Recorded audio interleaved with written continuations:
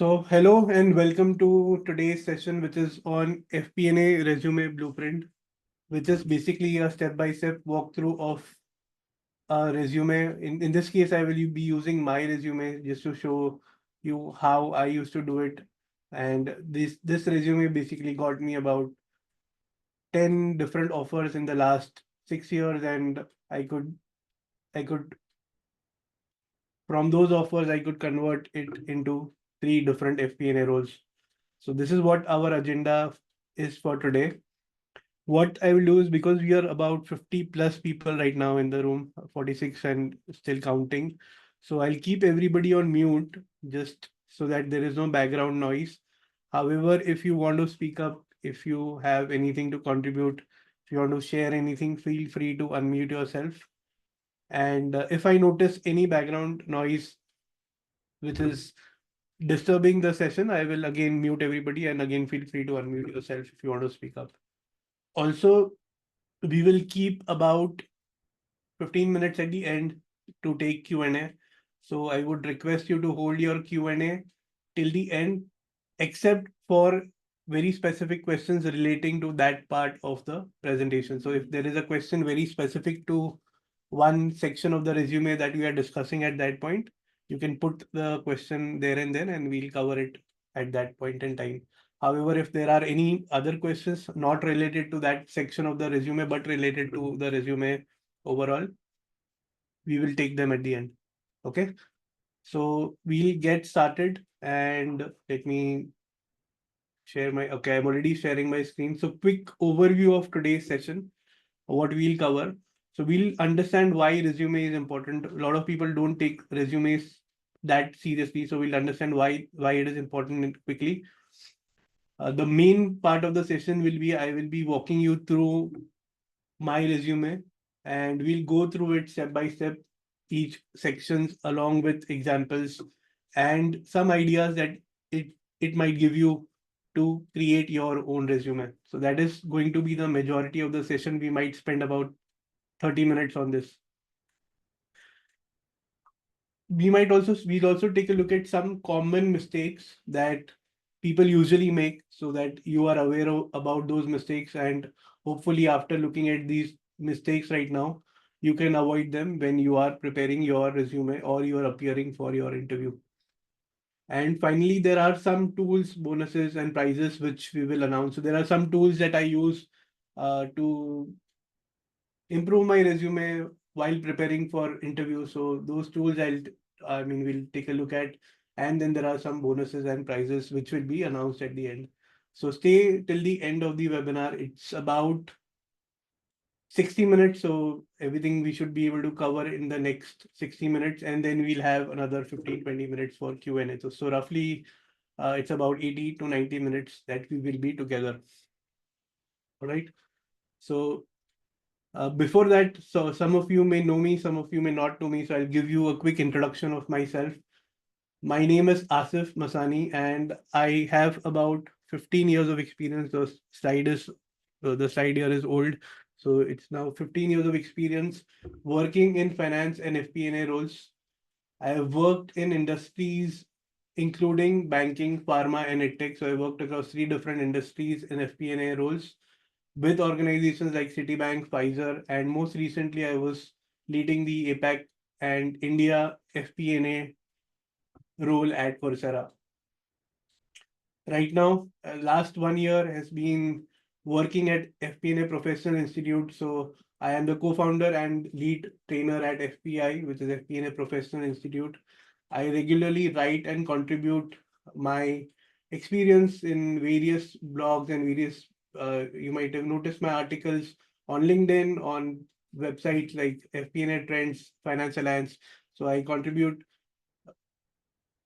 my experience on these websites and blogs in the form of articles. Also, I have written a book on FP&A, which is all about FP&A. This has been the #1 bestseller on Amazon in India for consecutive 3 months in the management accounting category. And it is sold now more than 3,000 copies. I know 3,000 is not a big number, but in this category, it is in the accounting books category, 3,000 books is a big number. So that's a little bit about myself. I'll just quickly spend one more minute on talking about FP&A Professionals Institute, and then we'll get started into the main part of the webinar. So far, working at FP&A Professional Institute, we've trained more than 3,000 students. So this started with my partner who started the FP&A Foundations course way back in 2018.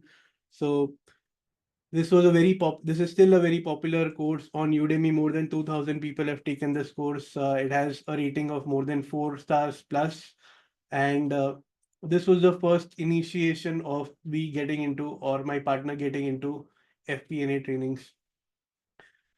2021 to 2022, I started writing on LinkedIn about FP&A, and by 2022 beginning, I had enough material to write the book, which is all about FP&A. And after I wrote the book, a lot of people started coming to me and asking about, could you share more information? Could you? The book is very good. I like the examples, everything. I like whatever you shared. But can you share more practical tips? Can you share more practical examples? Can you train us on FP&A?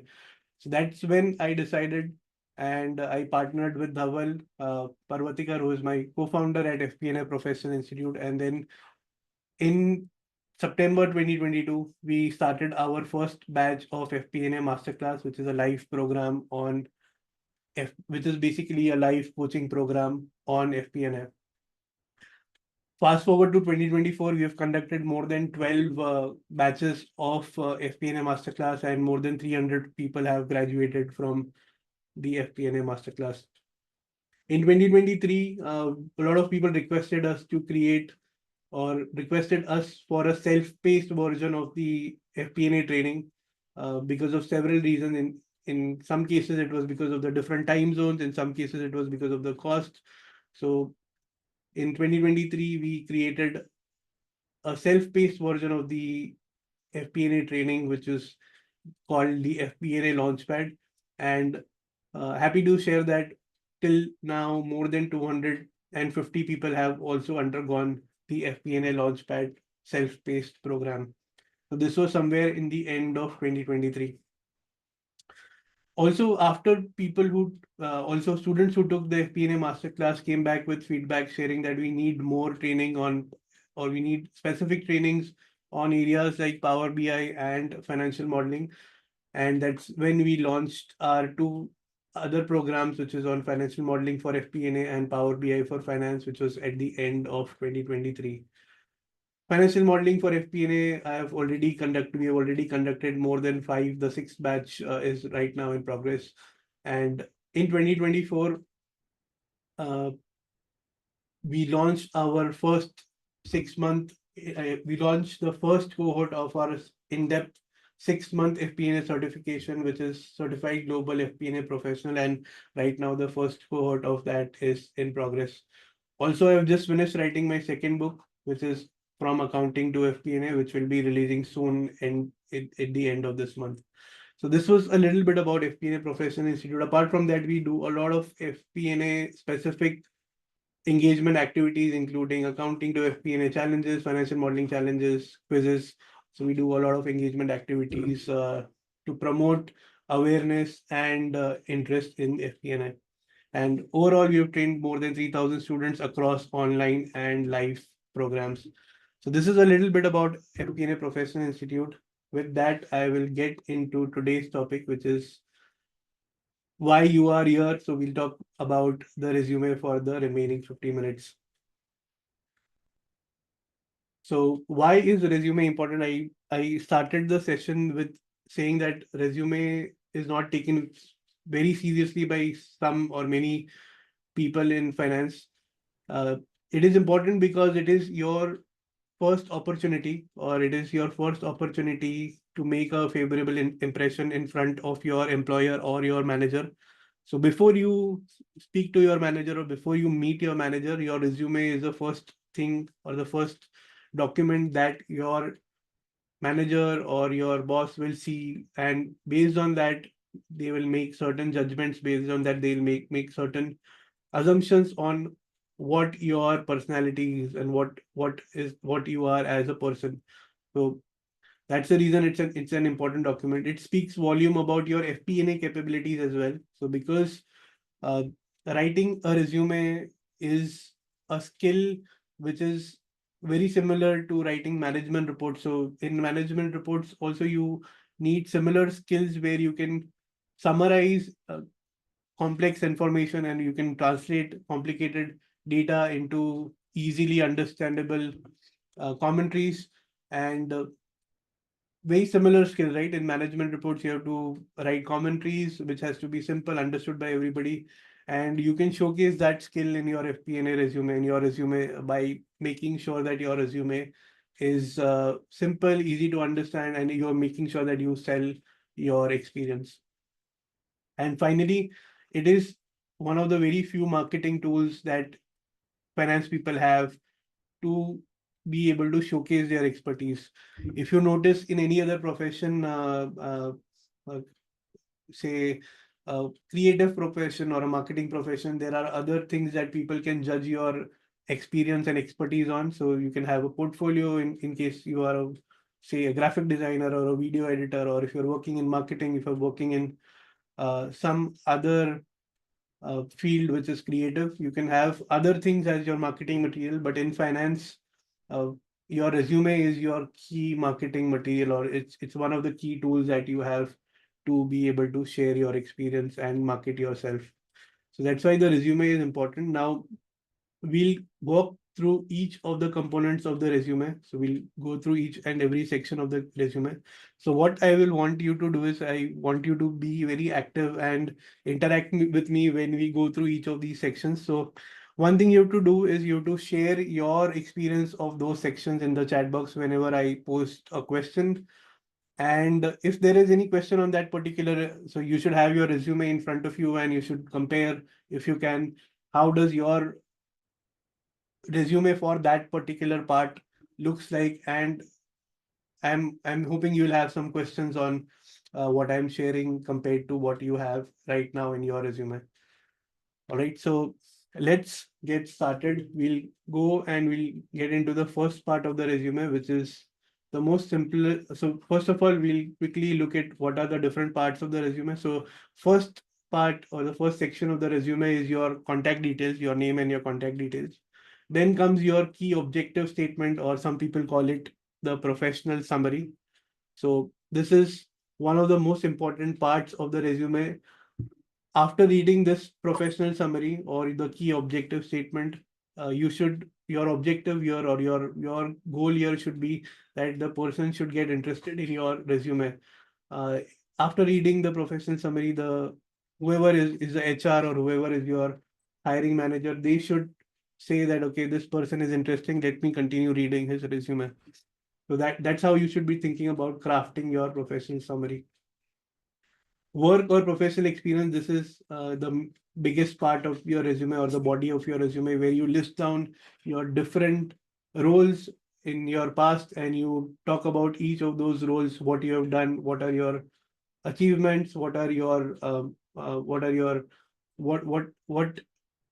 have you been able to achieve at different roles, what is the work that you have done in your previous jobs. So this is the most important or the body of the resumes. We'll go through this in detail. We'll spend a lot of time on this as well.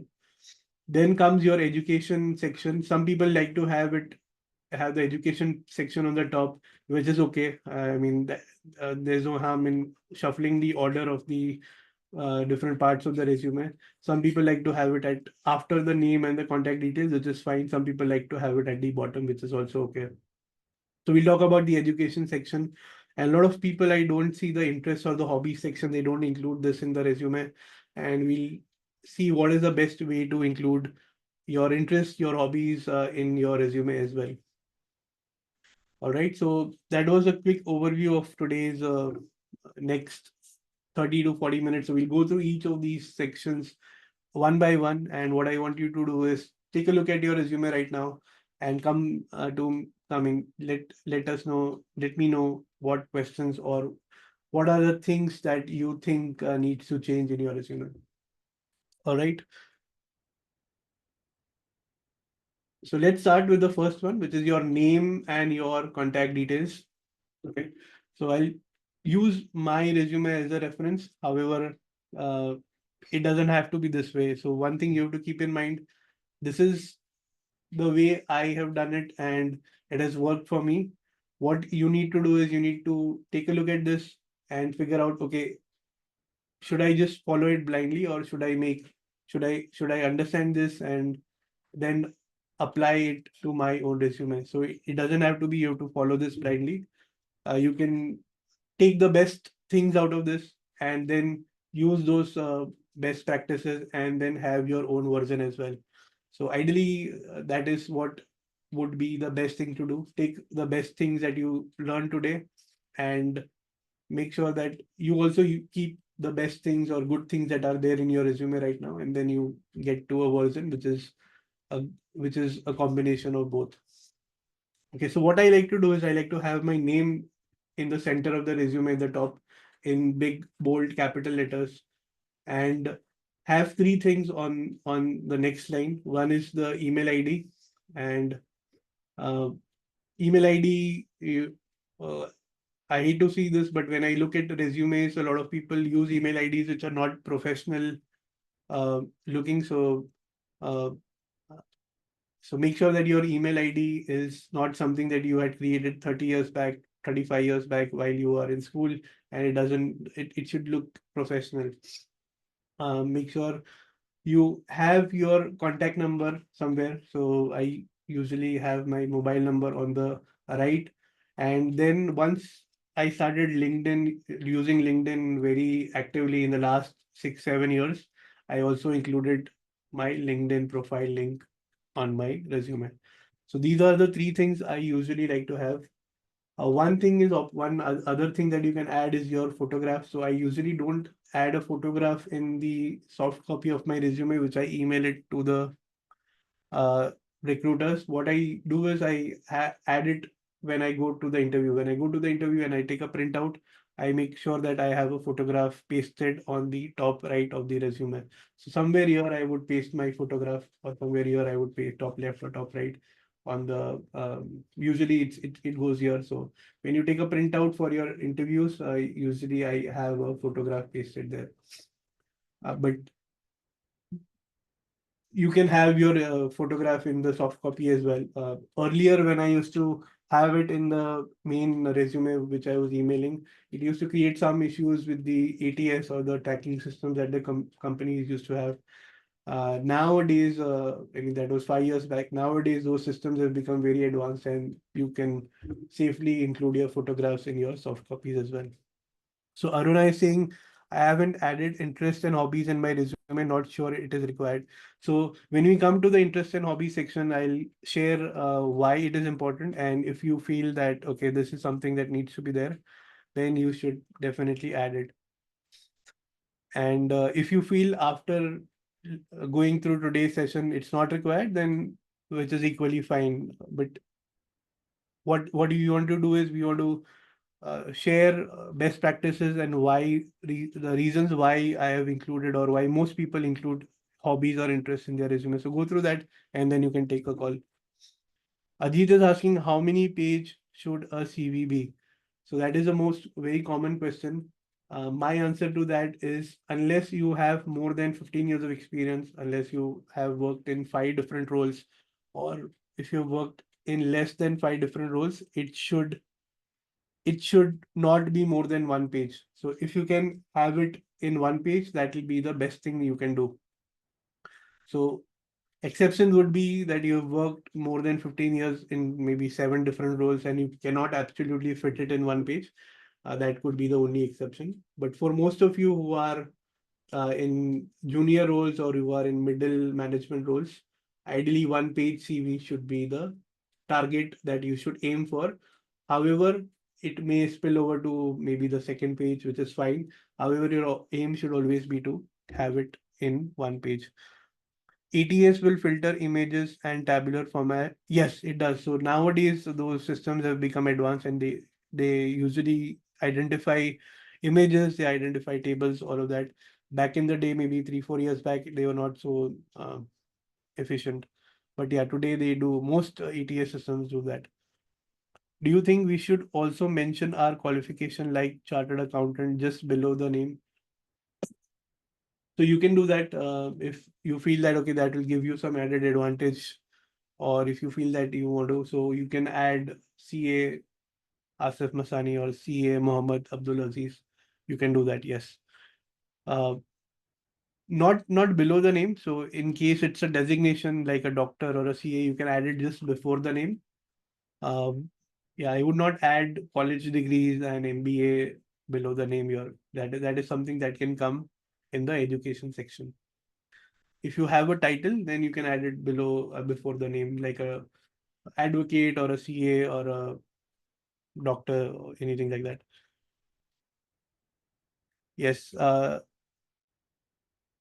If this session is being recorded, yes, this section is being recorded. Where would it be uploaded? So we will share that with you. Also, we usually upload it on YouTube, so you will be able to find that on our YouTube channel within maybe few days. So you will also find it in the LMS where you have enrolled for the program, and also it will be uploaded on the YouTube channel. Qualification below or before the name, right? So yes, see, qualification is something I would avoid, but if you have a title, meaning something that you can add before the name, say for example, if you have a chartered accountancy qualification, most countries people used to, I mean, like to add it before their name. Or if you have a doctorate, something like that, which you can add it before the name, you can do that. However, I would not add uh, I would not add if I am a CMA or a CPA or something like that, which you can add it in the education section. Yes, so we'll come to the education section. So there we will talk about all the certifications and your degrees. We'll come to that. So this is the first section. I hope there are, I mean, this helps, and we can go to the next section if there are no questions on this. Okay. So the next section is probably the most important, not the most important in terms of the entire resume, but it is important because uh, if the recruiter or if the HR person is scanning, say, 20 different resumes or is scanning maybe 100 different resumes, they will probably take a look at the professional summary or the key objective as the first thing while they are scanning those resumes. And if they don't find those professional summary or the key objective, which is at the top of the resume, interesting, or if they find it not relevant to the role, then there is a chance that they may not shortlist that particular resume. So that's why, although this is a shorter part of the resume, it's only 2 or 3 sentences. However, this is the first thing that the recruiters look at, and if they don't if they don't find this interesting, they may probably pass on the CV. So that's why this is an important part of the resume. Now, what you should keep in mind while you are writing your professional summary or the key objectives is what we'll talk about one by one.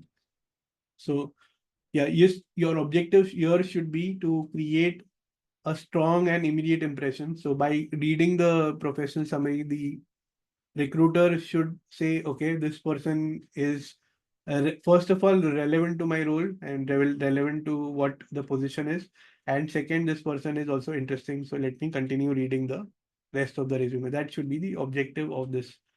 The goal is to capture your recruiter's attention, is what the goal of the professional summary is. Now you can only do that when you create. So this is one tip that has helped me a lot, and I'll share few more tips while we go along the different parts of the resume. So ideally, you want to have different versions of the resume for different roles that you apply. So you should have one base resume that you create, and then when you are applying for different FP&A roles or different finance roles, ideally you should create a version specifically for those particular roles, and then tailor your professional summary, tailor your experience very specific to the requirements of those roles. When you do that, the chances of this happening, which is you capturing the recruiter's attention while they read the professional summary, is higher, because then you have taken into account what the recruiter wants or what the role requires, and then you have tailored your professional summary and your experience according to what is in the job description. So have one base version of the CV and then create different versions of the CV for different interviews that your different roles that you apply for, and make sure that you keep a track of each of them. And uh, yes, the tip is that you should have different versions of your CV for different roles that you apply for. If you're applying for, say, 5 different roles in a week, I would recommend you apply for only 2 different roles. Use that time to customize your resume. You will have a better chance of getting shortlisted listed in those 2 roles if you put this extra work of customizing the resume versus just randomly applying for 5 or 7 different roles. So yeah, goal is to capture recruiters' attention. It should be a concise statement, maybe 2 or 3 statements at max, that should highlight your experience. So it should highlight what you have done in the last 5, 7 years or last 3, 4 years. It should highlight your skills. What if you can do this? I am not sure if I am able to do a good job at this one, but if you can do a good job at what value you bring to the organization, this will probably the best thing that you could do. So if you can say something in your professional summary that the recruiter feels that, okay, this person will be the value addition, or this person will bring in a lot of value to my team or my organization, that can be, probably you don't need anything else if you can do point number 4. One thing you should keep in mind, and we'll take some examples in the next slide, is that your professional summary or your key objective statement should not be vague. I've seen a lot of instances where people just copy paste the key objective statement from some other resume, and they just make some changes here and there and they use it as their key objectives. So it should not be vague, and you will see the examples soon why I'm saying this. It should be very specific to your personality, it should be very specific to your experience and your skills. So let's take some examples of professional summaries or key objectives. So here are some examples. We'll take questions after we complete the section. So I can see some questions in the chat box, but we'll take them once we complete the section. So here are some examples of not so effective professional summaries or key objectives. And pay attention if you are doing something like this, or your professional summary is looking something like this. So this is experienced FP&A professional with a strong background in finance and a track record of success. Okay. The next one is a finance professional seeking to leverage extensive industry knowledge in a dynamic financial environment. So why do you think these are not effective? Any particular reason why these are not so effective summaries or not so effective objective statements? So you can reply in the chat box. Why do you feel, or why am I saying that these are not effective? And I'm looking for a very specific reason. Okay, looks like a general statement. Generalize, yes. Most people use it. Yes, yes. There's nothing unique about it. Overvalued. Yes. So I think you got it right. So the reason is that this can be put by anybody, right? This is not unique. This is not giving any reason for the recruiter, for that recruiter to stop there and continue reading the rest of the resume. If that recruiter reads this statement in 5 different resumes, probably he would understand, okay, this person is using a generic statement, and that recruiter or your manager, whoever is reading the resume, might lose interest. Do not show the actual impact on your work, right? Mostly they have copied from some other resume, and then they've just made some changes here and there. So let's see how some of the effective ways of doing it is. So this is one of the ways I used to do it. And we'll see more examples. So not necessarily you have to follow what I am doing. I'll add more examples so that you get more idea of how you can do it. So yellow, orange, and green, 3 parts of the professional summary or key objective. So yellow is a part where you quantify your experience. So first thing that you can do, and this everybody can do, especially if you worked for at least 1, 2, or 3 years. Somebody who's having 1 year of experience can also do this, or 2 years of experience can also do this. So you can say whatever your role is right now. Say you are in a, I will take more examples. I will first walk you through my examples. FP&A lead with 14 years of experience, including direct responsibility of managing a $500 million expense budget at Citibank. So this used to be my, I mean, this used to be my first statement in my key objective summary, which does only one thing, which is quantifying my experience. How does it quantify? It says number of years, so it says 14 years, and it quantifies one of the important aspect of FP&A, which is managing the budget, and it says that I have managed a budget of $500 million. Now another, now why I would have done this? I would have done this because I have tailored this resume for a company that I've applied for, who is looking for somebody who needs managing of $500 million of expense budget. So most likely I have applied for a role which requires somebody to manage a $500 million expense budget. That's why I am highlighting that. If the role was highlighting revenue budget, I would have said something else. I would have said something like FP&A lead with 14 years of experience, including direct responsibility for managing a $100 million revenue budget at Coursera, if the role requires managing revenue budget. So figuring out that from the resume and matching that with your objective statement is going to be important. Now I have managed expenses also. I have managed revenues also in different roles. The one that I want to highlight would depend on what is the requirement of the role that I am applying for. So you will have two different versions of the resume. If you're applying for in this example, if you're applying for a revenue role or an expense role. Now, this is just an example for you to take away. The key concept is that you need to customize your resume for different roles. Now, that was the yellow part, which quantifies the experience. So it quantifies the experience. So that is something everybody can do, right? Almost everyone here can do that. Now, the second part, which is the orange part, is going one step further, and it is talking about what results that I brought in. Okay, what results that I delivered. It says that increase forecasting accuracy by 10% at XYZ company. Okay, so that is the outcome, or that is the result that you brought in.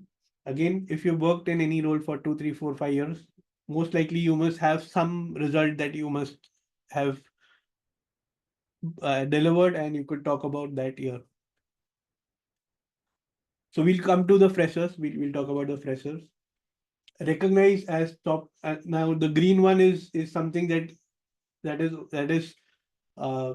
I mean, if you have had some exceptional achievement, or if you have won some certification, or if you have won something, or if you have been a ranker, if you've been say winner of some tournament or something like that, I mean, which you can highlight, which is relevant to the role. Now it should not also be irrelevant to the role. So you cannot say uh, I have won hockey tournament, and that's why you should hire me for FP&A roles. It should be relevant to the FP&A role. If anything relevant you can highlight, uh, that you can add, that will be an added advantage, which is the green section. So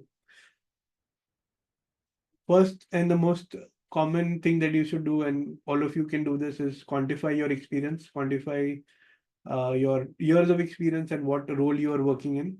Second is quantify the results that you have generated or produced in the last few roles. And the third thing is, if you can, what is one unique thing that people should know about you, which is very relevant to the FP&A role. Okay, so that's the format which usually follow. We'll take questions at the after this section. Okay, so I know there are a lot of questions in the chat box, but we'll take it at the end of this section. So now let's take another example. Okay, so I don't want you to just look at my example.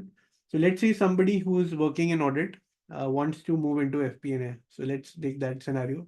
Okay, so that person can say a seasoned auditor with 5 years of experience, recognized for making process improvement. So this is the yellow part, which is quantifying their experience. It is saying that they have 5 years of audit experience. Now, while working into audits, they have improved the reporting accuracy by 25%. Okay, so this is the orange part, which is the results that they have delivered. And you should be able to talk about this in the interview when you it should not be something very random number that you put, right? You should be able to explain what is the enhancement that you did, why did it help, how did it help, all of that you should be able to talk in the interview, right? So at least you can do the first two parts, most of you. And another example, in this case, it is an accountant with 3 years of experience. So that accountant is quantifying his or her experience, saying that I'm an accountant with 3 years of experience. I've cut the month-end close time by 40%, and I am seeking to apply my analysis skill in FP&A role. So different examples. I hope this gives you an idea of how you can craft your own professional summary or your own key objective statement. So while I take questions, what I want you to do is I want you to draft your own key objective statement or your professional summary, and we'll analyze maybe a few of them based on the time that we have. So I'll be taking questions from the chat box. What I want you to do is think about your professional summary. Uh, Follow this format where you quantify your experience, you talk about some results, and you talk about some unique achievement that is very relevant to your role or the role that you are applying. Okay, so we'll take the questions now. In the meanwhile, you can draft your key objective statement and we'll review that one by one after I take the questions.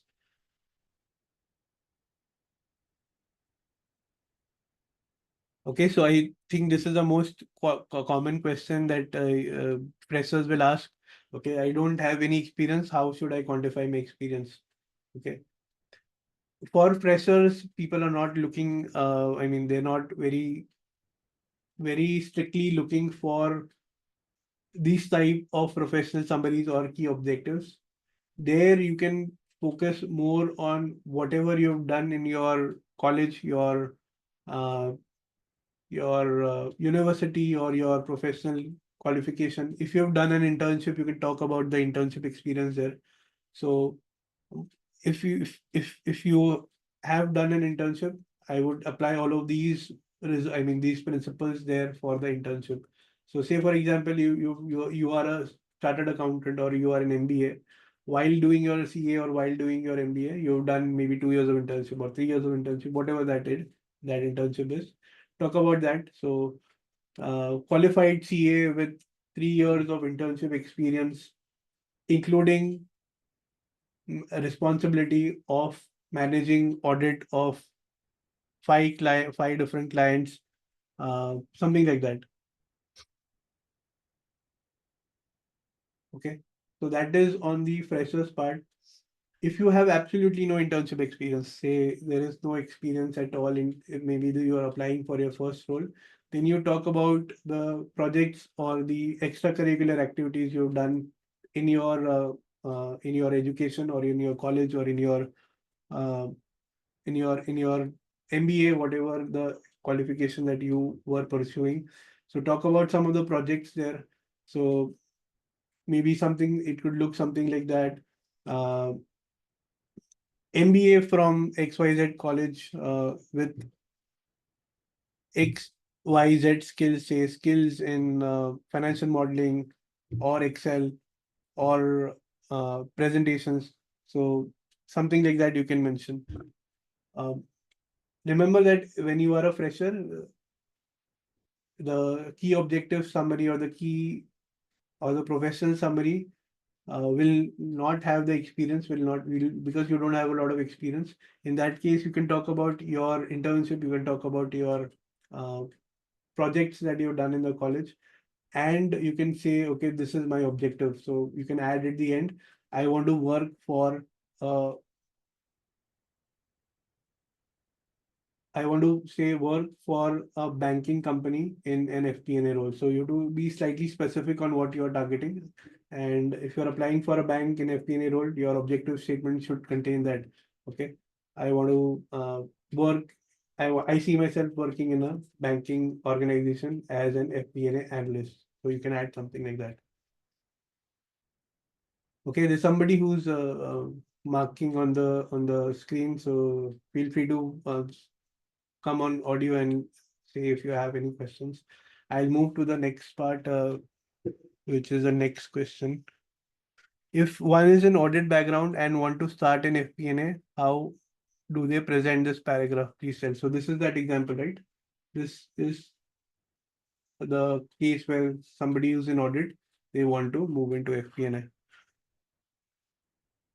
If I am pursuing financial modeling, can I show that in the paragraph? So here you have to quantify your experience in terms of your work experience. So if you have worked on financial models, you can say that I have 2 years of experience working on financial models. Then you can mention that. Yes, definitely you can mention that. However, if you don't have any work experience, you've done a certification, if you've done a program or an online course, then you can mention it in the education section. I worked across teams in finance and have experience, but have spent about 3 years of experience in FP&A. How can I modify my resume? Also wanted to know skills qualification I can take up.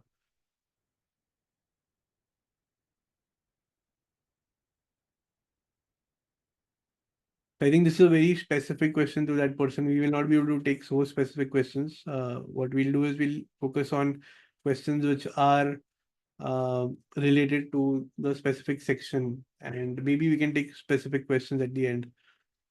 So we are taking questions related to the professional summary right now. What does a CA fresher can include in a professional C? So I think I covered that, right? So you can talk about your internship. You can talk about what is your objective in terms of where do you want to work. So say, for example, you want to work in a manufacturing company as a finance manager. So you can mention that looking for a role in a manufacturing company as a finance manager, or looking for a role as an FP&A analyst in whatever industry that you are interested in. So now you know, right? You are applying for, say, a role in FMCG company. You can say that I am looking for a financial analyst role in an FMCG company. That's where the tailoring of the resume will help you out. Okay, so I now see a lot of people have posted their key objective statement. So I'll just quickly go through one or two of them in the interest of time.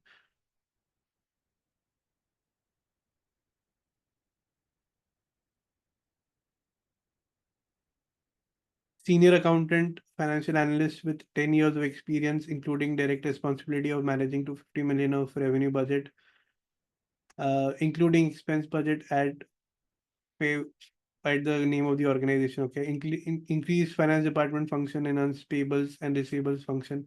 Okay, recognize as good senior for training new joinees.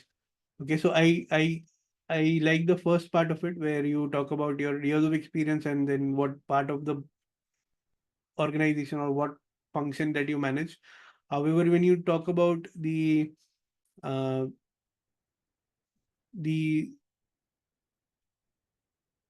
enhancing payables and receivables function, that sounds a little bit vague. So you have to exactly specify what you have done, when how you've enhanced it, and what was the outcome. So maybe you could do better on that.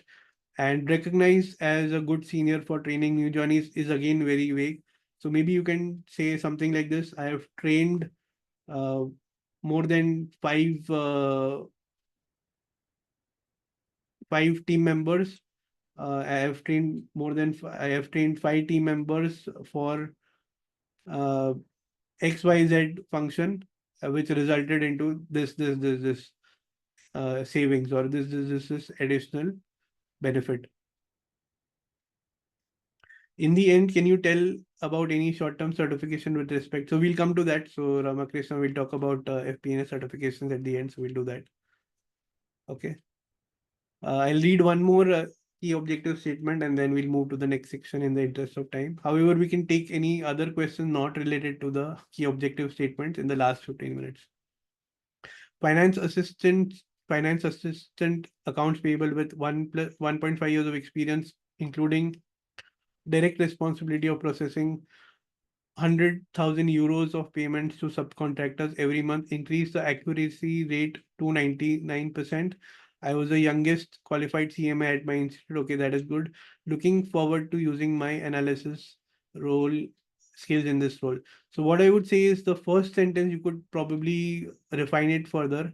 So finance assistant, accounts payable with 1.5 years of experience, including responsibility of processing 100,000 euros of payment to subcontractors every month. And so you don't have to get into so much detail. So every month that may not be required. So you can just limit it to direct responsibility of managing. Instead of processing, use the words like managing, or use the words like leading. So maybe if you are uh, somebody who's in the position of managing that, maybe you can use those words. Managing 100,000 euros of payments to subcontractors, uh, increase the accuracy rate to 99%. So this does not give what improvements you have made. Maybe it was already 98.5%. You increased it by 0.5%. So you have to say by what you have increased it. So maybe something could be increase the accuracy rate by 2 percentage points, bringing it to 99%. So that could be more specific. Okay, I was the youngest qualified CMA in my institute. So maybe you can again quantify this. So uh, youngest qualified CMA at the age of 21 or at the age of 19, whatever that age was. Maybe again you can use and quantify that. Okay, so let's go to the next section. We have covered the profession summary very thoroughly. So we'll go to now the biggest section, or probably 50-60% of your resume will be your work experience or profession experience. Quickly, I'll cover some best practices. So highlight results, not just duty. So the practice that we did in the professional summary, we should continue that. We should highlight what was the result, not just what you are doing. Again, try to sell your experience, meaning not just mention what was your job, also mention how did it benefit the company, or how did you. And while you do this, you can think about places where you might have helped companies save time, save cost, uh, place where you might have helped company increase revenue, increase profitability. So if any of those examples or instances that come to your mind where you have contributed to either reduce time required or reduce cost, increase revenues or increase profitability, all those things that you should be able to bring and highlight. Quantify your achievements on your CV. So your CV should quantify your achievements, meaning the way we discussed in the professional summary also. So talk about what was the budget that you may manage it. Was it a $50 million budget? Was it $100 million budget? What was the area of audit that you managed if you were working in audit? Uh, what was the revenue of that client? I mean, what was the revenue of that client? Say you managed a $500 million revenue client, so maybe you can quantify it that way.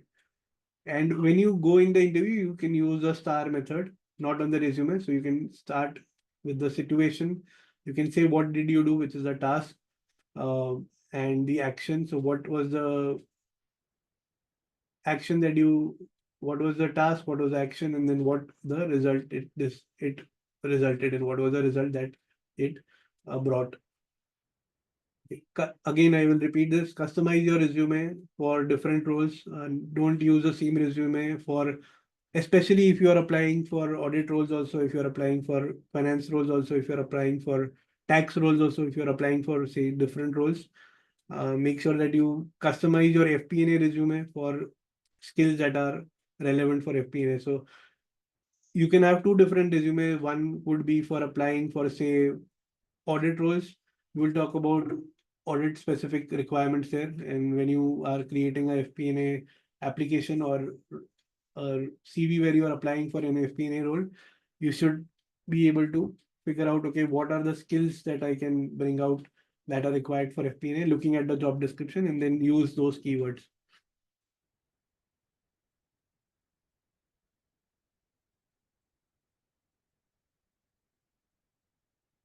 Okay. And last, but not, I mean, it's an important part. You make sure that your resume is formatted well. Formatting probably you might want somebody to take a look after you've created, maybe ask your friend to just review your resume, or ask somebody who's your senior, maybe outside the organization, to review your resume, and make sure there are no formatting issues, there are no spelling errors. These days now you can use ChatGPT. You can just upload your resume in ChatGPT and ask ChatGPT to identify any spelling errors, identify any formatting issues, and then it can give you step-by-step guidance. Okay, I see more questions in the chat box, but we'll take them at the end. We'll probably consider them at the end. So some examples of work experience or professional experience. Again, following those best practices where you quantify uh, your achievements, and also you talk about results. You don't just talk about your duties. Okay. So I'll just read out a couple of them. So this is an example of a senior finance analyst. So working somebody who's working in as a financial analyst.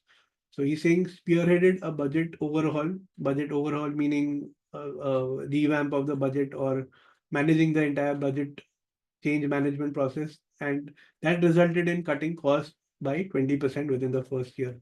So you can see exactly what was the task and what was the result.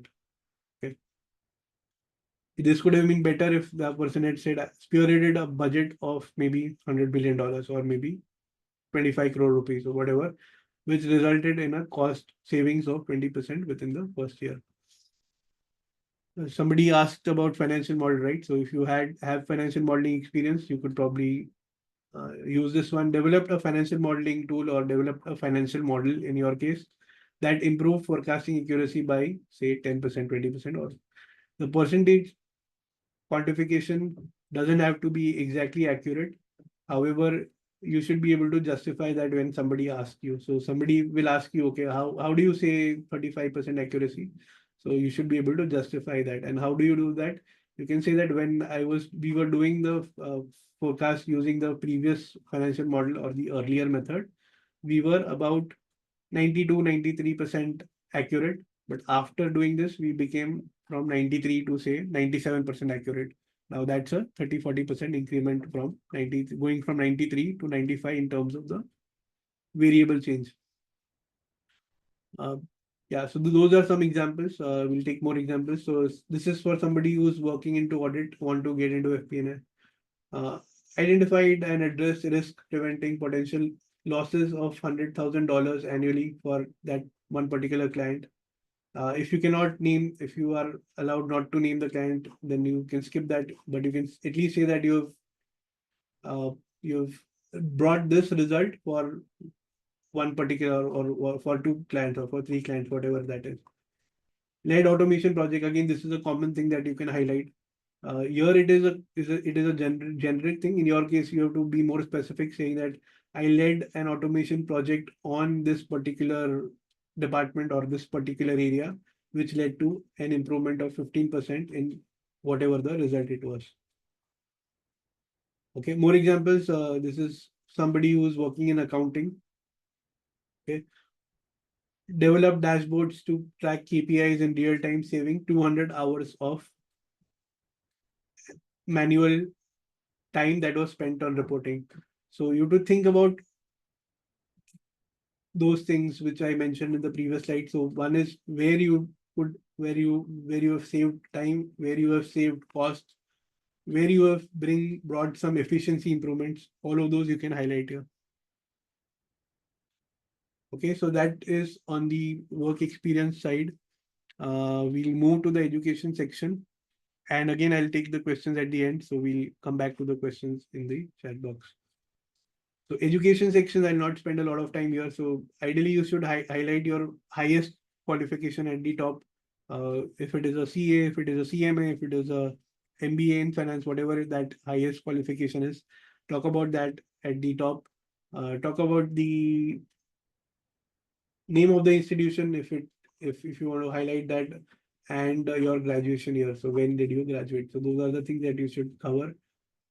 If you have any specific certifications for FP&A like FMBA, FPAC, financial modeling certifications, any specific FP&A relevant course that you have taken. Now we're talking about FP&A resume. That's why I'm covering FP&A examples. But for whichever role you are applying, if you have taken any certification, any uh, course or anything that will add value to your CV, you should include that as well. Okay. Should we specify marks of CA final or percentage or any other qualifications? So that's a good question. Actually, I've never thought about that. So what I would suggest is if you are applying for your first role, then you should have it. But once you got your first role, once you are in working there for maybe 1 or 2 years and you're applying for your second, third role, then I don't think the percentage marks will matter that much. So maybe then after 2, 3 years you can remove it. Initially, you may want to have it because you are applying as a fresher, and that could probably be a distinction or be a USP that might get you an edge over the other candidate. So have it for the first role, but after the first role, it may not be relevant. But you can definitely highlight if you've got an exemption in any subject. Say, for example, in CA, you get exemptions if you get more than 60 marks, right? So you can say that chartered accountant with an exemption in, say, financial management, or with an exemption in, say, financial reporting, whatever that exemption was. Yes, so that was my take on that. Should we add relevant coursework? Yes. So if you have taken any FP&A relevant certification, you should definitely add that. That will definitely give you an edge, and that might give you also some talking point while you are in the interview. The interview might be curious, okay, what you have learned in that particular certification, and that might be probably a good talking point and a good way to connect with the interviewer. Can we add certifications from prestigious include institutions that we have taken for a period of 1 year? Generally, recruiters don't consider it seriously, which is disheartening. So see, it's something that you are adding additionally, right? So you already have a main qualification or the base qualification, and you are adding it as a secondary or third certification. Then you can definitely, if it is relevant to your experience and sorry, relevant to the role that you are applying, you should definitely include it. If it is absolutely irrelevant, then you should not include it. Say, for example, I have also completed company secretary. I'm also company secretary, which is a law related degree. Now, that is nowhere related to FP&A. Although I have that certification, nowhere I can use that in FP&A, or that is not at all relevant to FP&A. Then I have not included that year. After maybe initially first 2, 3 years, I used to have that. But once I got into one particular area, which was into FP&A, I realized, okay, this certification or this degree is not at all connected to this, and then I stopped using that. Okay, so hope that helps. So let's move to the next section, and this is the last and the final section of the resume, and the interest and the hobby section. Somebody in the top in the beginning asked that should be included, is it useful? So I'll give you my experience. So whenever I have uh, had good interviews, meaning the interviews where I could connect with the interviewer and I liked actually the company. There they particularly paid interest to the interest section, and what it does, it gives the employer a glimpse of your personality. So it's not only academic, it's not only studies, it's not only work experience. It also tells them, okay, this person has some life after the work, or this person is somebody I would like to hang out with. And uh, say, for example, if your recruiter or your manager has a common interest, then it is going to be definitely a good conversation in the interview. In many cases, this cricket has been a good conversation in my interview, because that is something a lot of people could relate to, and doesn't mean that you have to put something false here. If you genuinely like something, if you genuinely enjoy something, then you should put it. And might be a case where you would connect with somebody in the interview on that particular topic. And there have been instances where I've talked about cricket for maybe 10, 15 minutes in the interview, or for and about maybe video editing, where somebody else was also interested in that particular area, and we ended up spending maybe 10, 15 minutes talking about that interview. So what it does, it shows that you have a balanced life. People like to know who they will be working with after. I mean, usually when you have a coworker, You tend to spend time with that not only during work but also after work, maybe going for a lunch or going for a dinner. So there, if you have a personality that you can show, or you can highlight certain aspects of your personality, that will only make your application more human. Again, I will repeat this: only include those things that are true about your hobbies and interests. Don't include something that is absolutely not true, because those will then act against you in your interview. If somebody asks you about it, I've seen lot of people write, I my hobby is that I like reading books. But when I ask them, okay, what was the last two books that they have read, they are blank. So make sure that you have something that is genuine and you can talk about it for 10, 15, 20 minutes in the interview. Also, certain hobbies might be very useful for that particular role. So for example, if financial modeling is your hobby, or if you like Excel, or if you, and that is, if that is your hobby, if you like working on Excel, if you like probably coding on, I don't know, uh, SQL, or if those things are very relevant to something that you are applying for, those can even add some advantage to you. All right. Teaching has been a lot of, I mean, a lot of people have asked me, especially in the last two roles, a lot of people ask me, what do you teach? Where do you teach?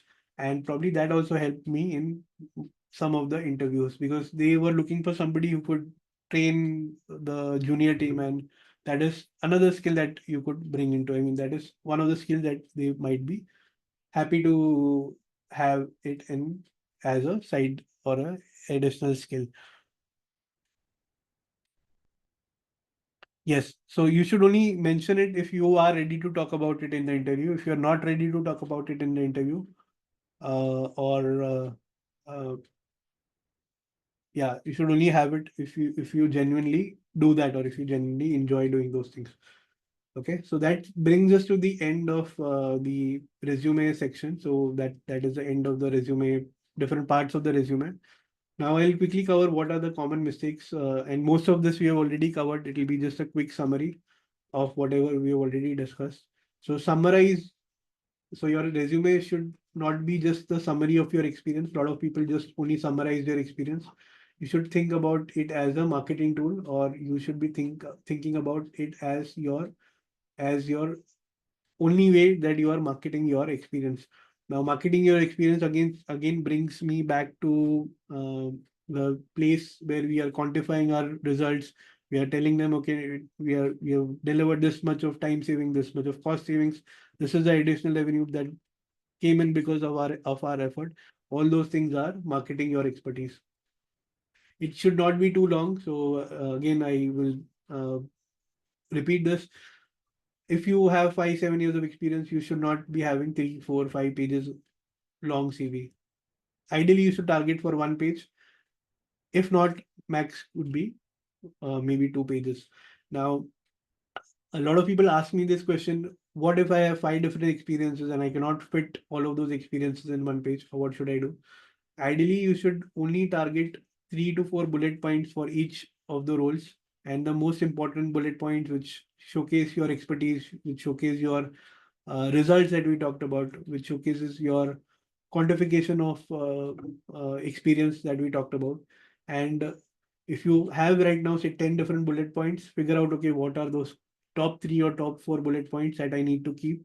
And you may want to eliminate the rest of them if they are not adding a lot of value to that particular. Again, you are customizing it for each application, right? So in some applications, 3 of the 10 bullet points might be useful. In some other application, the other 3 bullet points might be useful. So that's also again on the customization of the resume.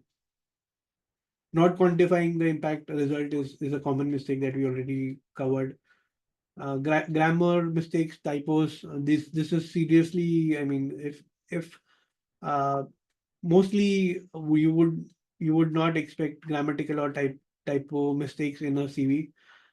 This would probably reflect very poorly on your experience as well. So make sure that nowadays, with so much AI tools that you have, you just upload it into the chat GPT and then just put a prompt there. Okay, let me know if there are any grammar mistakes or type, spelling errors in the CV, and let me know. And it'll give you a list of maybe whatever the 5, 6 errors are there, and you can quickly fix that and get over it. Don't misrepresent anything, because as I mentioned, you should be able to talk about anything that is there on your CV. If you're not able to talk about it, you should not have it on your CV. Ignoring the needs of the employer or the job. So that is where the customization of CV is important. If you're using the same CV for every role or all the roles you're applying, or using the same resume, you are not spending that time which is required to match the job description with your skills and tell the employer, okay, these are my skills and these are the requirements, and this is how I can probably be a good candidate. Overusing buzzwords, common words, which are, the example that we saw in the professional summary or the key objectives. So you should not be using a lot of buzzwords or something that is very generic. Okay. All right. So that brings us to the end of today's session. Somebody asked about the FP&A training program, so I'll quickly run through the FP&A Professionals Institute, two of the most flagship programs that we have. So one is the live FP&A masterclass that we do, which is the 13th batch, which will start on 20th of July. And it is 4 modules where we cover budgeting and forecasting in detail, where we go into different types of budget, revenue budgets, expense budgets.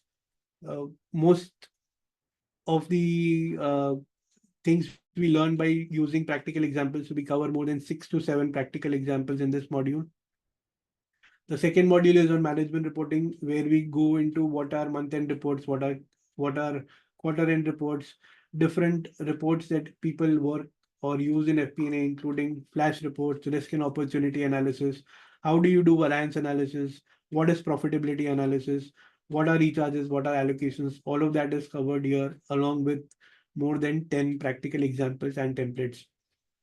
Module 3 is on storytelling and presentations, where we show you how do you convert your data into a way which is presentable to senior people, senior management, using charts, using graphs, and how do you do that in a way that that shows that you are using best practices framework, and also they are easily understood by people who are reviewing it. And the final module is how do you interact with outside of finance, where you work with different businesses in FP&A, especially in FP&A roles or any business finance roles. You will be interacting with a lot of people outside finance, sales people, marketing people. A lot of these are going to be key stakeholders in your progress or in your success as well. So how do you interact with those people, and how do you make sure that uh, you you work with them in a way that you are collaborative in projects which are not just finance specific or accounting specific, but also which are company specific. So these are the 4 modules. The next batch starts with 20th of July. I'll post the links in the chat box, those who want to take a look on more details. And there is an early bird code. We usually offer this for anybody who joins 1 week before the program. So if you join before 13th of July, which is 1 week before 20th of July, you can claim that $50 discount on the tuition. The second one is a self-paced program that I talked about. So a lot of people may not want to join live or may not be able to invest the money for live training. Uh, here is an alternative which is almost the same syllabus as the FP&A masterclass. So the Launchpad is the almost the same syllabus as FP&A masterclass. Why I am saying almost is because of 2 reasons. One is that we record this FP&A Launchpad once a year. So last this was recorded, I think 6 or 7 months back. So there have been a lot of improvements in the FP&A masterclass after that, which are not here, but which will come whenever we do the next round of upgrade, which happens usually once in a year. So that's why I'm saying it's almost like the FP&A masterclass, except it's slightly older, meaning it was recorded 6 months back. And second is it does not have live interaction, live Q&A, group activities, case discussions, all of that, which we can only do in the live class. So except that, the entire syllabus of the FP&A masterclass is covered in the FP&A Launchpad.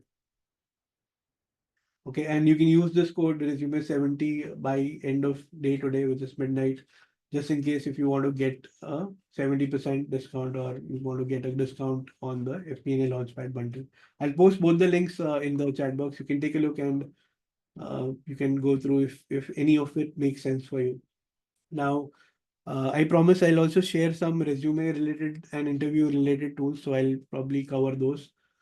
But before that, if you like today's session, I what we want is honestly, we want to we want to get. So what happens is a lot of people reach out to me on resume reviews and they ask me to.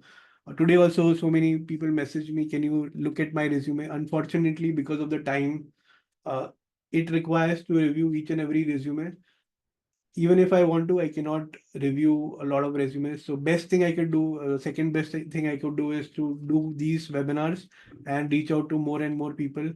And that's the second best thing I can do because of the time constraint and I cannot review each and every resume. So what you can do to help me is you can comment on the post that I'm sharing, which is on the FP&A resume blueprint that I posted yesterday or day before yesterday. So what we'll do is you have to share your experience of the webinar here today, and it doesn't have to be all good things. You can also tell me what are the things I can improve upon, and what are the things you liked, and what are the things that you want an improvement on. So what this will do is this will create some engagement on that post, and it'll reach out to a lot more people. And whenever I do this next time, other people will also be able to join this without paying any money or free of cost.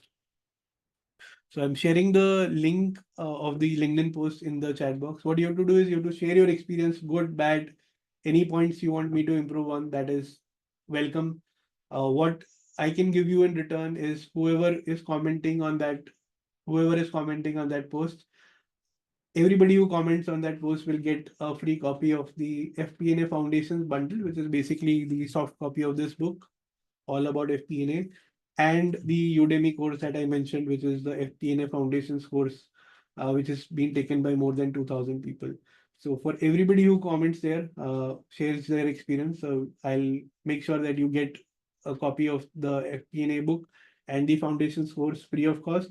And also I will pick one lucky winner randomly, uh, and that person I will review the resume in person so that that person can send me the resume and I will make sure that I will go through that resume in detail and give feedback for improvements. And once the person implements those feedback, I'll again take a look and see if those are all included or all those implementations are done. So uh, yeah, good way. I mean, this is probably the best way to get your resume reviewed from me. And I could not do this for everybody because of the time constraint, but however, I can do it for one person, and rest of them, I can do these webinars. So share your honest experience in the chat box and let me know how was it. And let's go to the next section in the meanwhile. Okay, so this tool I've used a lot, which is called Resume Audit, and you don't have to use this tool. And again, I will mention that I have not received any affiliation or they are not paying me for highlighting this tool. This is something I have used in my experience. What I used to do while I was applying for FP&A roles is I used to upload my resume on this tool, and it used to tell me a lot of things that I could improve on. Again, this is my resume which I created 2 years back, and it still has a lot of scope for improvement. So what you can do is you can upload your resume on this website. I'll put the link. And this is not the only website. There might be other website like this. This is the only one I have used, so that's why I'm sharing this, and I found it useful. So if you are doing this once a year, make sure that your resume has all the I mean, you make sure that there are no, I mean, any improvements that you could do. It gives you a score. So my score here was 57. Ideally, any score between 65 to 75 is what you should aim for. My score is 57 because I have probably not updated it in a while and I have not, again, I also not followed a lot of best practices.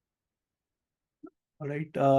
So yeah. Now let's go to the questions, and that offer is still on. If you comment on the post that I shared, you will get absolutely free the Launchpad bundle, and one of the lucky winners can will get a resume review from me personally. So there's a question from Radhika. My experience in FP&A domain is primarily in management reporting side and not so much on the forecasting aspect. How should I craft an effective experience summary here? Also, I have only been in expense management teams, no exposure to full P&L, which I want to apply. So, see, wherever you have your strengths or wherever you have experience, those are the things that you need to bring out in the CV. It doesn't matter. So even after working for three different roles, there are so many areas that I have not worked in personally or I don't have direct experience. So for those areas, what you can do is you can learn from courses like this, or you can reach out to somebody who is working in those areas and try to understand what happens in those areas. Once you understand that, either through courses or either through reaching out to your mentor or somebody who's working in that area, figure out what are the skills that are overlapping. So if there are, say, some skills that are in budgeting forecasting, which you will figure out once you either take the program or you talk to somebody who's working there, and then you highlight those skills that are overlapping, or those skills which are common between your role and the role that is required. Can anyone take this course for career shift toward FP&A domain, no prior knowledge? Yes, the masterclass and launchpad are specifically built for people without any FP&A experience. So if you have a finance background, meaning if you're working in accounting or audit or any of the finance related role, then you don't have need to have any prior knowledge in FP&A. The first session or the first module that is covered in the FP&A masterclass and the FP&A launchpad takes care of the entire introduction. So there's a 2 hour long module, which is only talking about the introduction to FP&A roles. What does the calendar look like? What does the typical day of an FP&A person looks like? So all of that is covered in the program. Okay, so yeah, I'll just see if there are any more questions. Feel free to come on mic if you want, and ask any questions if you have, if I have missed any of the questions before. AI tools are required to learn. So there's a question. AI tools are required to learn for FP&A trainings. So see, AI tools, the most common one is your Chat GPT. And if you know you to use that, you will be able to do a lot of things which you do manually, and you can probably take an assistant help there. So consider your Chat GPT as an assistant, and the most common one is ChatGPT. However, there are other tools which you may want to try upon, which might be Copilot in case you are using Microsoft. It might be some other. So if you're using, say, one particular budgeting tool or say forecasting tool or ERP, in that case, those tools might come with some AI specific attachments or modules as well that you can take a look at. But other than ChatGPT and Copilot, if you're using these two, these should be good enough for now. These should take care of anything that you do on a day-to-day basis, whether it being not being remembering Excel formulas or being able to create a presentation. All of this, all of the two things can be done through ChatGPT and Copilot. Okay, all right. So I think that brings us to the end of today's session. If there are no more questions, we can probably wrap up and come back in one of the other sessions. So there is one more question, so we'll take that last question and then wrap up. Can it be possible to add all the key responsibility point wise instead of latest company wise order? And as per latest or important role handle in your work experience, in your work, in case of say 7 different companies. So ideally you should go in chronological order, don't go in any random order. However, if there out of those 7 roles you feel okay, role number 3 and role number 5 are most relevant to your FP&A application that you are doing right now, you should have more talking points there. So maybe role 1, 2 might just be 1 or 2 bullet points.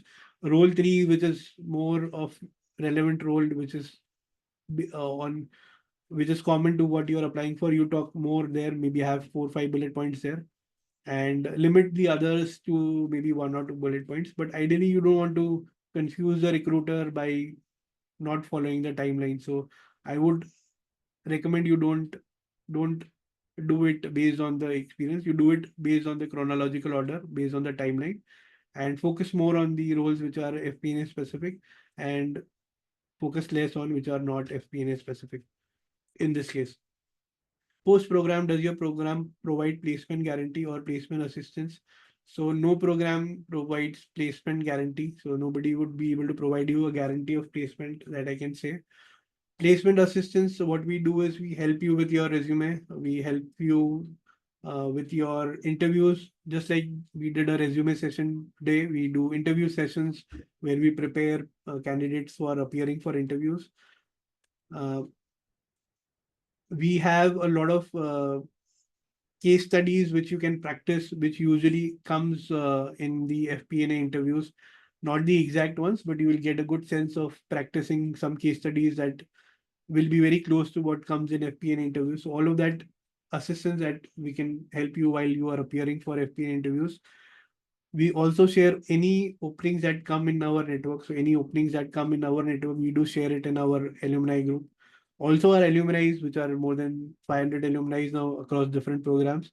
If there are any openings, some of them also share those openings in the networking group. So you will see a lot of openings come up. However, we don't guarantee any placements, or we don't provide any recruitment drive. If you're looking for any recruitment drive, that doesn't happen as of now. Thank you so much for being here, and look forward to seeing you in one of the future webinars. Okay, so there is one question, probably we'll take that question and wrap up. When you were asked in an interview what analysis did you do with a practical case study? Okay, so again, this is a very specific question. So based on, I mean, not not not that you will be able to get this answer from me, because my experience is completely different from yours. So whoever is answering this question will need to understand what your experience is. Probably then you will be able to craft that answer. So think about cases where you've done an analysis. I'm sure in any role, even if it was not FP&A, you must have been engaged in some or the other analytical process. Try to remember that, try to document that, and see how it is common with FP&A roles. What are the common things that you can highlight? The coupon code is invalid for the masterclass course. Let me just check that. If that is an issue, we'll get that fixed in the next maybe 30 minutes once I jump off the call. So if the coupon code is not working, you can try it after maybe 30 minutes, and it should be fixed. All right. Thanks everyone for joining, and we will come back for maybe some other topic, some other day, and hope to see you again. Thank you so much.